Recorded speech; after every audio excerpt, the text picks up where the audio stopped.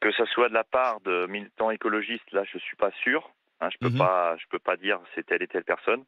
Simplement, nous, on a eu un sabotage en règle, hein, puisque synchronisé sur un timing, sur des lieux.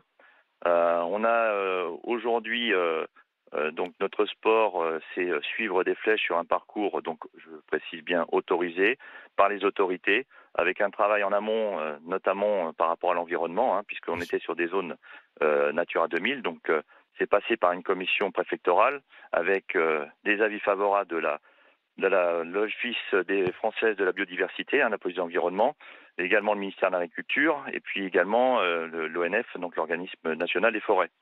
Donc on a eu un défléchage qui a été fait systématiquement. Donc on n'est que des bénévoles, hein. Nous sommes une petite association. On faisait un événement sportif avec notamment un sport un peu comme le marathon. On épuise un petit peu on va un petit peu dans le côté physique du sport. Et Ah donc, oui.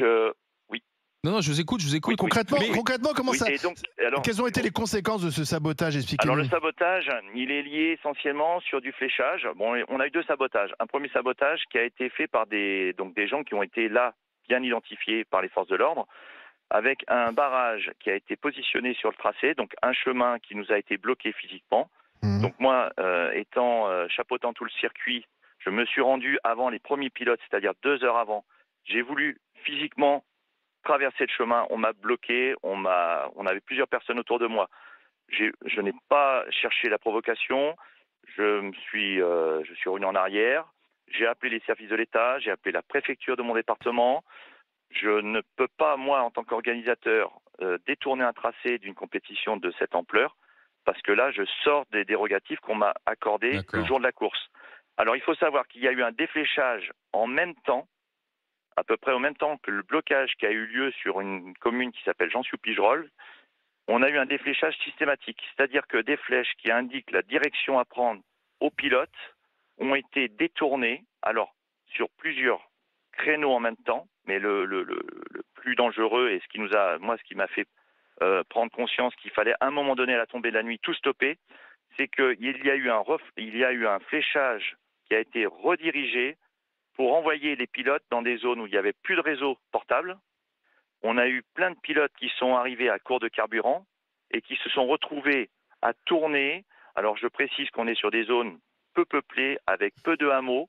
On est vraiment sur des zones où il y a de vastes espaces. Donc il n'y a plus de réseau téléphonique, plus Donc de carburant. c'était pour qu'ils Et se il perdent fait froid. volontairement, quoi, en fait, pour qu'ils Alors, se perdent volontairement, quoi. C'est ça. volontairement, on les a écartés C'est sur ça. des traces qui étaient loin et qui sortaient des zones de radar de contrôle de Donc dangereuse. l'organisation. C'était Voilà. dangereux pour eux.